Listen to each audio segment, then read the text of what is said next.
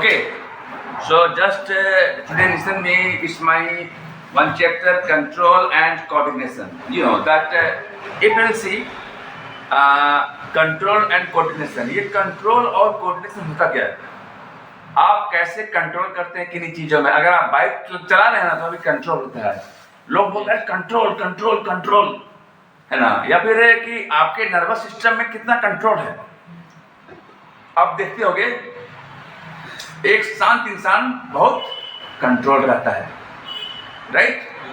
Controlled and coordination, coordination की क्या means, मान लीजिए कि सब कुछ डिपेंड करता है ब्रेन पर, कैसे करके मतलब उसको कोऑर्डिनेट करना है। अगर मान लो कि एक बिल्ली चल रही है तो कैसे चल रही है? कंट्रोल, उसके उसमें कंट्रोल क्या है, कैसे कंट्रोल होता है? एक ह्यूमन बीइंग चल रहा है, कैसे कंट्रोल होता है, राइट? और कोऑर्डिनेशन के बारे में बाद बात करेंगे, ठीक है? पहले कंट्रोल एंड कोऑर्डिनेशन चैप्टर में हम आपको बताने जा रहे हैं।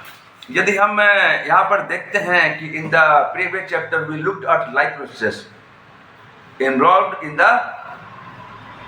Maintenance function in living organism.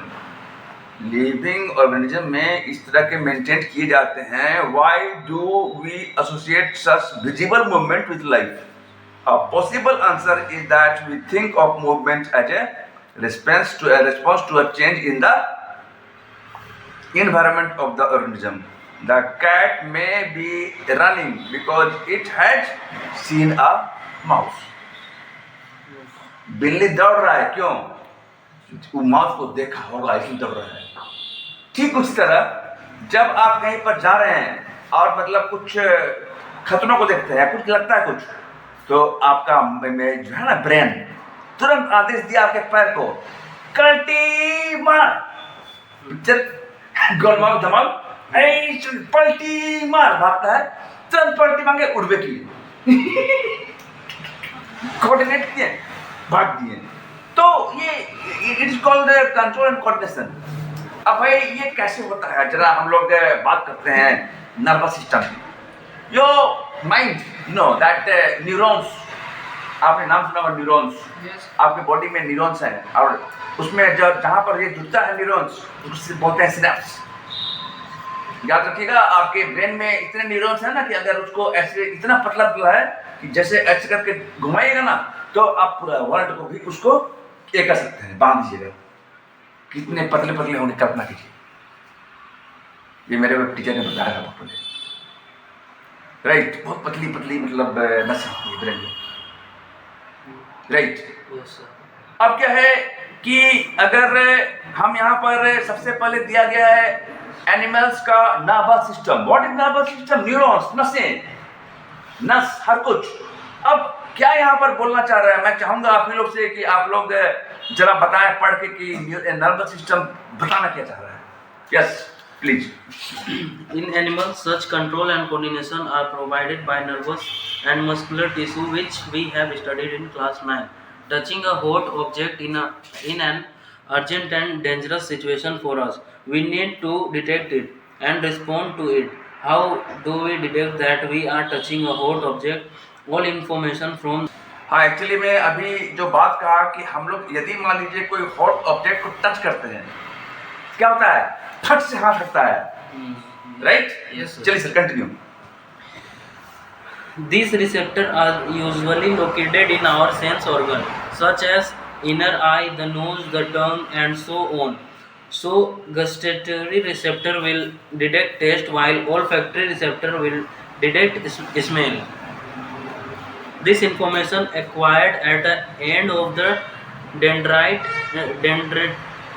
tip of a nerve cell sets off chemical reaction that create an electrical impulse. This impulse travels from the dendrite to the cell body and then along the axon to its end. At the end of the axon, the electrical impulse set off the release of some chemical. This chemical cross the gap or synapse and start a similar electrical impulse in a dendrite of the next neuron. This is general scheme of how nerve impulse travel in the body. A similar synapse finally allows delivery of such impulse from neurons to other cells such as muscles, cells or gland. Okay, जो यहाँ पर ये बता रहे हैं, इसमें सबसे hot cake है हमारा, hot topic, and hot topic है न्यूरॉन। तो न्यूरॉन कैसे बनते हैं? न्यूरॉन जो है उसमें नर्व एंडिंग आप देखोगे लास्ट में, नर्व एंडिंग मतलब नर्व वहाँ पर एंड हो रहा है। क्या हो रहा है? नर्व एंड हो रहा है। उसके बीच में आप देखोगे एक्सॉन, बीच के पार्ट को, और उसमें जस्ट एक इस तरह का स्ट्रक्चर है जिसमें डेंड्राइट्स रहते हैं, और आप देख लो न्यूक्लियस रहते हैं और सेल बॉडी रहती है। अब क्या है कि इसमें बताया गया है कि कैसे केमिकल रिएक्शन होते हैं और कैसे करके हार्मोनल चेंजेस होते हैं और कैसे करके बनता है सिनेप्स। सिनेप्स के बारे में यहाँ पर चर्चा की गई है या नहीं की गई है? फिलहाल इम्पल्सेस दिया गया है from neurons to other cells such as muscular cell और ग्लैंड। मेरे कहने का अर्थ है यहाँ पर स्ट्रक्चर ऑफ न्यूरॉन दिया गया है, एंड यहाँ पर दिया गया है न्यूरोसुलर जंक्शन, जंक्शन जहाँ जुड़ता है।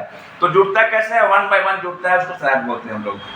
अब रही बात कि यहाँ पर आपके लिए पहला कदम, मैं फिर से कह रहा हूँ, आपने हाइलाइटर लाया? हाइलाइटर नहीं लाया। मैंने कल भी कहा था कि हाइलाइटर हाईलाइट करते जाइए, अदरवाइज रटते रह जाइएगा, कुछ ज़्यादा होगा नहीं। बायोलॉजी में अक्सर लोग रट के ही पार करते हैं, राइट और रॉन्ग। तो मैं वैसा नहीं कर रहा हूँ। मैं क्या कर रहा हूँ? मैं आप लोग को हल्का समझा रहा हूँ ताकि आप उसको अपने शब्दों में वर्णन कर सकें और हाइलाइटर से हाईलाइट करके थोड़ा सा इसको ले सकें। कुछ मेन टर्म को यहाँ से लें और बाकी चीज को समझ के लें, और समझ के लीजिएगा, मेन टर्म को यहाँ से लीजिएगा, तो अल्टीमेटली आपका बायोलॉजी स्ट्रॉन्ग हो जाएगा। रटते रहिएगा तो उसको आप जिंदगी भर याद नहीं कर पाइएगा, और जो मेरी तकनीक से आप मतलब सीखिएगा उसको आप जिंदगी भर भूलिएगा नहीं। ठीक उसी तरह जिस तरह आपने केमिकल रिएक्शन को समझा है, ठीक उसी तरह जिस तरह आपने सीखा है बैलेंस करना, ठीक उसी तरह जिस तरह आपने सीखा है कि 2NaOH लिखना है, NaOH लिखना है, उसके पहले 2 क्यों लगा? आज बहुत लोग नहीं जानते क्यों लगा, रट दिए। कब तक रटिएगा भाई, कब तक रटिएगा? तो देखिए यहाँ पर जो मैं जिस तरीके से बता रहा हूँ ना, उस तरीके में क्या है कि आप लोग समझोगे और लाइफ टाइम नहीं भूलोगे। वजह क्या है कि यहाँ पर जो मतलब इम्पोर्टेंट चीज़ है, इलेक्ट्रिकल इम्पल्स सेट वगैरह आप याद कर लोगे। मैंने बता दिया कंट्रोल एंड कोऑर्डिनेशन होता क्या है, न्यूरॉन्स में कैसे कैसे डेंड्राइट होते हैं, कैसे मिलते हैं, कैसे इम्पल्स करते हैं, कैसे 1 बाय 1 जुड़े हुए रहते हैं। क्लियर? अब क्या है कि इसमें बहुत बड़ी भूमिका है उसको रखने की, ये काम आएगा रिवीजन के वक्त। आगे बढ़िएगा जब, तो आपने सबसे पहला चीज यहाँ पर क्या छुआ जी? गौर करना, एनिमल्स नर्वस सिस्टम में सबसे पहले पढ़ाया गया न्यूरॉन्स। न्यूरॉन्स जो है ना एकदम इट इज मस्ट थिंग, जितने भी है ना नर्वस सिस्टम वहीं पढ़ने में तुम पतली पतली यहाँ पर नस है, लेकिन जैसे ही यहाँ पर दिमाग पतली नस है, लेकिन याद रखिएगा ये हार्ट है ना पर ब्लड वेसल मोटी होती है, याद रखना। मैंने जहाँ से ब्लड एंट्री कर रहा है आप मोटी हो, लेकिन दिमाग में कभी कभी आप अपने दिमाग में तनाव महसूस किए हो, कुछ नस खिंचा रहा है, कैसा खिंचाना महसूस किए हो बताओ?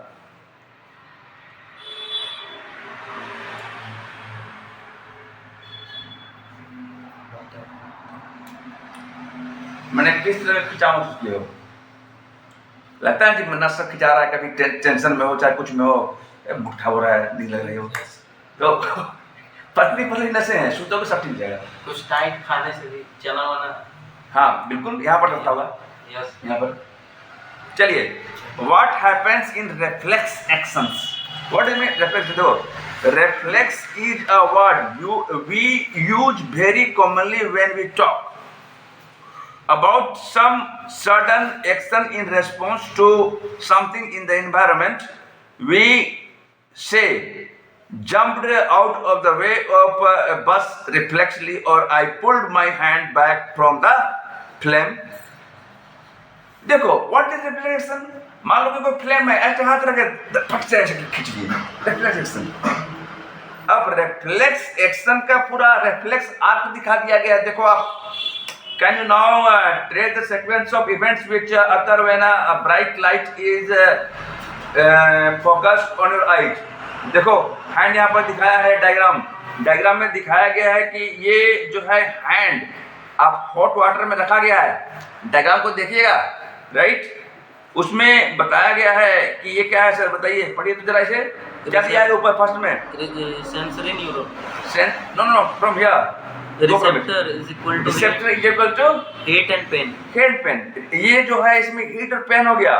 अब क्या है कि यहाँ पर सेंसरी न्यूरॉन्स हैं, राइट, इधर से आ रहा है जा रहा है, ये क्या हो गया, मोटर न्यूरॉन्स। इधर यहाँ पर दिखाया है क्या, रिले न्यूरॉन्स। यहाँ पर दिखाया है स्पिनल कॉर्ड, सीएनएस। और यहाँ पर क्या दिया है, मैसेज टू ब्रेन। रिफ्लेक्स अर्थ में दिया गया है मैसेज टू ब्रेन। मतलब ये सारी क्रियाएं हुई, कितनी जल्दी हुई, कितनी जल्दी हुई। तब ने तो हटा लिया तुरंत, मतलब एक्शन दिया माइंड को, माइंड तुम बेटा। मैंने कल भी कहा था कि अगर आप अपने माइंड को कहीं और ले जाएं, सारा खेल दिमाग का है। मैं कहता हूं और करता रहूंगा। जो लोग मेडिसिन करते हैं ना, वो लोग का माइंड बहुत तेज रहता है और मतलब शांत रहता है। बात समझ में आ रहा है? क्यों? क्योंकि उनका माइंड जो है सबकॉन्शियस एक्टिव माइंड। क्लियर? बहुत सी जगह में तुम ये देखोगे ना, किसी किसी का मतलब जैसे कि मेडिकल के टर्म में आप देखोगे, बहुत से लोग ऐसे बैठे हैं तो बैठे ही हुए हैं, कोमा। कोमा सुने हो ना, ये कोमा में चला गया है, राइट। ध्यान देना, अगर वो कोमा में चला गया, बत्ती से बैठा हुआ है, अच्छा सोया हुआ है, अगर उधर से सांप भी आएगा ना तो वो नहीं लेगा, असर ही नहीं पड़ रहा है, पता ही नहीं चल रहा है। वो जो बता ना यार, क़यामत वाला Ajay Devgan Qayamat Ajay Devgan out of mind थे, आउट ऑफ माइंड थे। तो जब वो आउट ऑफ माइंड थे ना, जब वो आउट ऑफ माइंड थे तो उस वक्त क्या हुआ ना कि कुछ चीज में ध्यान नहीं जा रहा था, दवाई वगैरह में, तो उसी को बोलते हैं आउट ऑफ माइंड।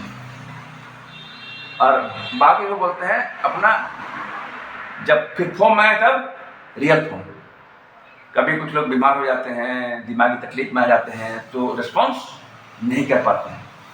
इसी को बता रहे हो चैप्टर कंट्रोल एंड कोऑर्डिनेशन। बात समझ रहे हो? हम इसका नस को छुए हैं, नस को पढ़ते रहोगे, रखते रहोगे, जानते नहीं करोगे। अब तो मेरे को लगता है कि तुम लोग का रिफ्लेक्स आर्क फिनिश हो गया, समझ गए कि क्या इसमें है मेन चीज, मेन कहानी। अभी आगे जो ना ह्यूमन ब्रेन पॉइंट डाउन करना। अब यहाँ पर ह्यूमन ब्रेन के बारे में बताया गया है। जब ह्यूमन ब्रेन के बारे में पढ़ोगे तो इसमें पाओगे ना कि each reflex actions the only function of the spinal cord, obviously not, since we know that we are thinking being spinal cord is made up of nerves which supply information to think control.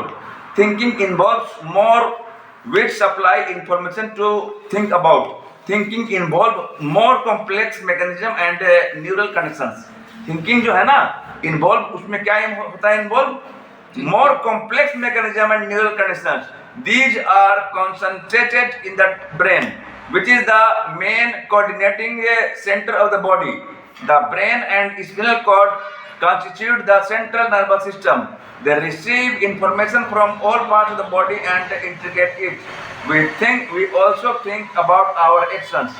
Writing, talking, moving a chair, clapping at the end of the programmer are example of voluntary muscles. यहाँ तुम देखोगे भाई कि यहाँ पर brain होते हैं तीन। ब्रेन के तीन पार्ट कौन कौन? The brain has three such major parts of the region, namely the forebrain. पहला क्या है? Forebrain, FORE, forebrain. दूसरा होता है मिड ब्रेन और हिंड ब्रेन। तो ये फोरब्रेन जो होता है ना, ये मेन थिंकिंग पार्ट होता है, याद रखना, रखते जाना। जो बोले हाइलाइटर से, मेन थिंकिंग पार्ट कौन हो गया? Forebrain. It has regions which receive sensory impulses from various receptors.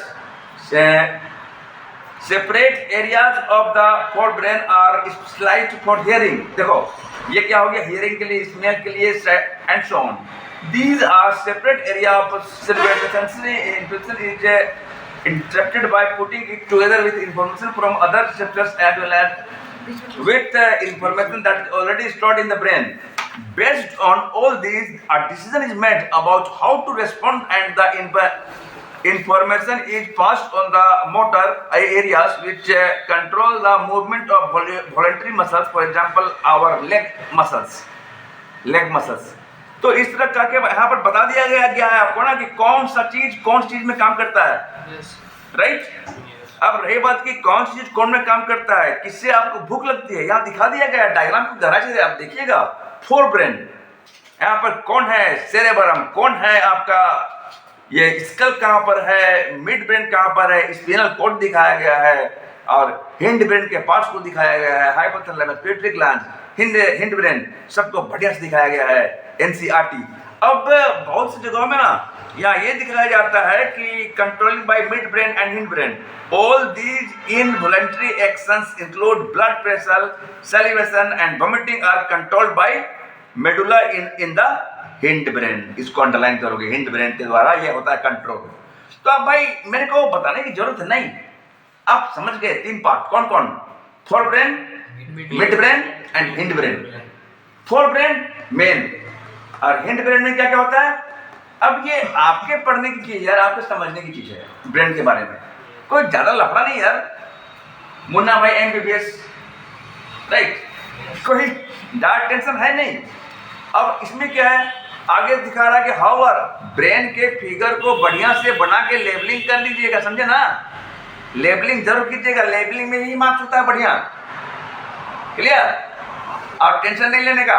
थोड़ा यहाँ पर दिखाया गया कि how are this tissue protected, a delicate organ like the brain which is so important for a variety of activities. ये जो है ना वैरायटी ऑफ एक्टिविटीज से ब्रेन बनता है भाई, तो उसको प्रोटेक्ट करने के लिए for this the body is designed so that the brain sits inside the body box.